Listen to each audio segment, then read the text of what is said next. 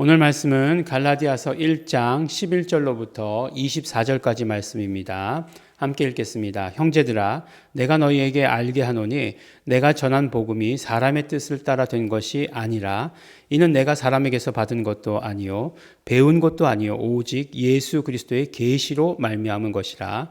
내가 이전에 유대교회에 있을 때에 행한 일을 너희가 들었거니와 하나님의 교회를 심히 핍박하여 잔해하고 내가 내 동족 중에 여러 연갑자보다 유대교를 지나치게 믿어 내 조상의 유전에 대하여 더욱 열심히 있었으나 그러나 내 어머니의 태로부터 나를 택정하시고 은혜로 나를 부르신 이가 그 아들을 이방에 전하기 위하여 그를 내 속에 나타내시기를 기뻐하실 때에 내가 곧 혈육과 의논하지 아니하고 또 나보다 먼저 사도들 된 자를 만나려고 예루살렘으로 가지 아니하고 오직 아라비아로 갔다가 다시 다메섹으로 돌아갔노라. 그 후 3년 만에 내가 게바를 신방하려고 예루살렘에 올라가서 저와 함께 15일을 유할세 주의 형제 야고보 외에 다른 사도들을 보지 못하였노라.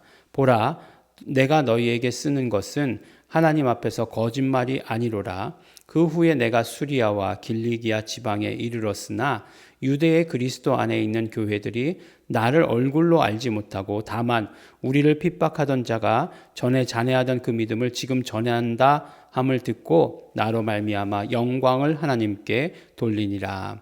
아멘. 네, 사도 바울의 그런 어떤 그 편지 가운데 특징 보면 또 이 사도행전에 나오는 바울의 복음 전할 때의 특징을 보면 자기 간증을 참 많이 하고 있어요. 그죠? 계속해서 내가 예수님을 만났다. 나는 부활하신 예수님을 만났다. 이게 그가 주장하는 자신의 어떤 사도권을 주장하는 것의 가장 큰 부분 아닙니까? 그러니까 나는 예수님을 만났다는 거예요. 예수님을 만났다. 그러니까 내가 사도다. 그때 사도의 정의는 무엇이냐면 예수님과 함께하던 사람들이잖아요. 예수님과 함께한 사람들. 그러니까 제자보다 어떤 한 단계 위에 제자이면서도 예수님과 함께 동고동락했던 사람. 그러니까 12제자를 12사도다라고 이렇게 얘기하는데 내가 그 사도다라고 이렇게 강력히 주장하는 것은 나는 예수님을 만났다라고 말씀하는 것 아니겠습니까? 근데 사도행전에 보면 내가 예수님을 만났다라고 하는 것을 3번 이상이나 그렇게 얘기를 해요. 3번 이상이나 내가 예수님을 만났다. 이렇게 그 만난 그 장면을 이야기를 합니다. 오늘도 말씀 가운데 결국은 그 얘기죠. 내가 예수님을 만났다. 나는 부활하신 예수님을 만났다. 내가 유대교에 있을 때에 정말 열심히 있는 자들 아니었냐? 열심히 있는 자 아니었냐? 내가 그 연장자보다 그런 유대교에 대해서 훨씬 더 열심히 행동하는 열심이 있었다. 그래서 그 열심을 증거해 주는 것이 무엇이에요? 스데반을 돌로 쳐 죽일 때에 사람들이 옷을 벗어다가 누구 앞에 뒀죠? 그때 이제 바울 되기 전에 사울 앞에다가 던져 놓는 것을 보게 되는 거죠. 그건 무슨 얘기예요? 그때 그러니까 바울이 이제 바울로 통일할게요. 바울이 책임자였다는 거잖아요. 그래서 그 일을 했다는 거죠. 결국은 바울이 다메섹에 간 이유도 뭡니까? 다메섹에 간 이유도 바로 교회를 핍박하기 위해서죠. 근데 이제 거기서 이제 아나니아가 뭐라고 얘기하죠? 아나니아가 예수님께 항변하기를 예수 이름을 부르는 자들을 핍박하려고 잡아서 죽이려고 바로 예루살렘으로부터 그 권세를 받아서 오는 사람입니다. 그 사람에게 어떻게 안수할 수 있겠습니까? 라고 이렇게 얘기하죠.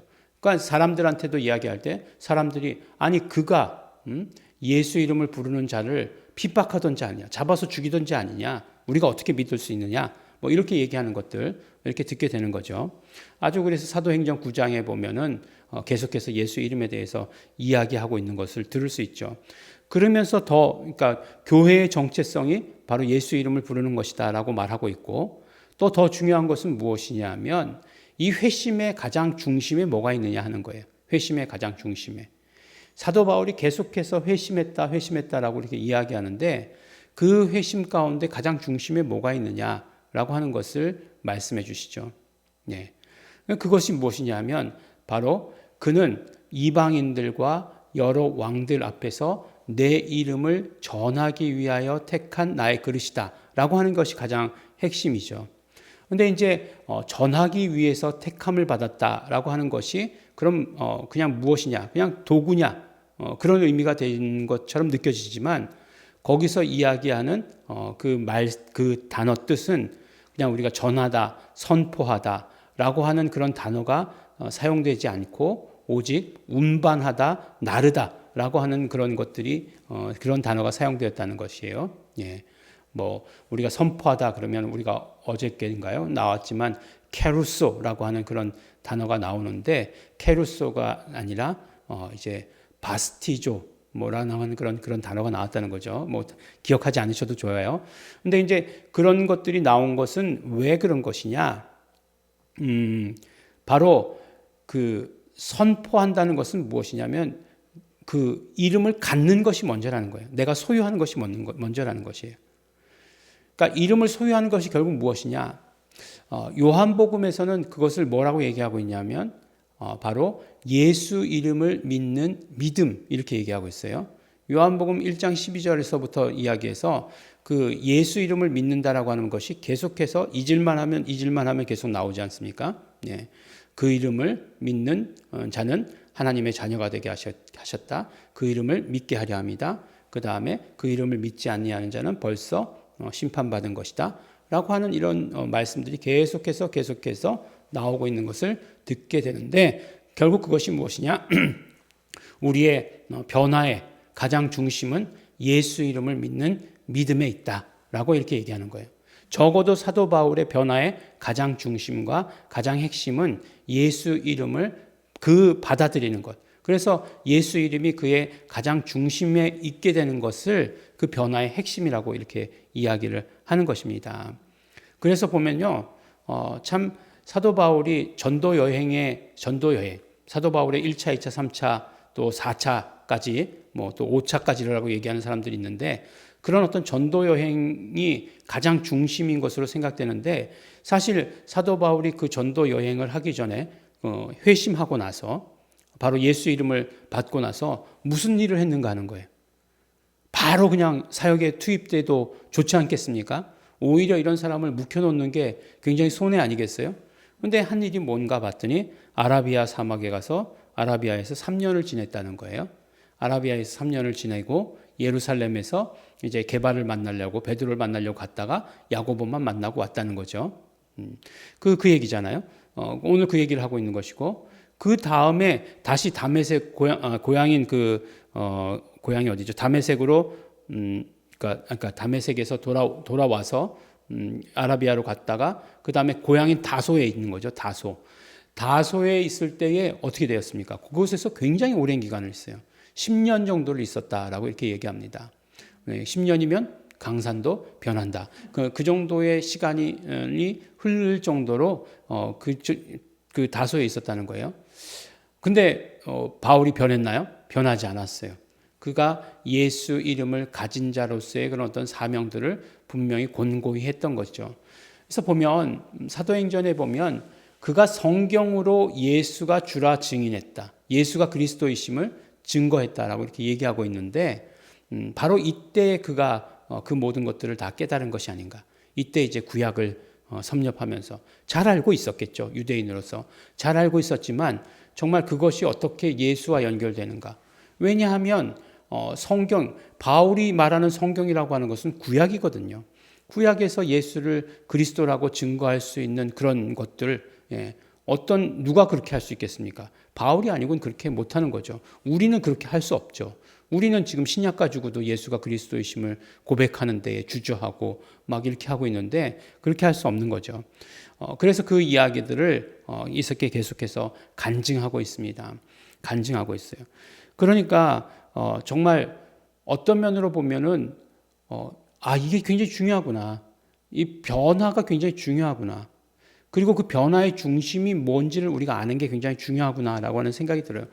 사도 바울의 모든 하여간 그런 13년간의 훈련, 그 다음에 사역, 이 모든 것들을 이끈 핵심이 뭐냐면은 그것을 끊임없이 이끌 수 있었던 힘은 그 변화에 있었거든요. 자신의 변화의 체험. 근데 그 변화의 체험 가운데는 예수 이름을 알게 되었다는 거죠. 예수 이름을 받게 되었다는 거죠. 우리가 예수 이름을 우리도 가지고 있습니다. 예수 이름을 믿고 있기 때문에 예수 이름을 가지고 있고 우리는 예수 이름에 대한 경험도 있습니다. 예. 사도 바울의 모습을 보면서 우리도 변하지 않는 자가 되어야 된다라고 하는 생각이 굉장히 커요. 예. 어떤 일들을 만날 때마다 내가 그 변화받았을 때의 경험을 간증하는 자 되었으면 좋겠어요. 내가 변화되었을 때, 내가 예수 이름을 알게 되었을 때에, 내가 정말 예수 이름을 위한 사도가 되었을 때에. 그래서 지난번에 말씀드리지 않았습니까? 우리 결국 성도라고 하는 것은 무엇이에요? 예수 이름을 믿는 것, 예수 이름으로 기도하는 것, 예수 이름을 위하여 고난도 받을 수 있는 것. 고난도가 아니라 고난을 받는 것. 이것이 바로 성도의 기본 우리 생활이다라고 이렇게 말씀드리지 않았습니까?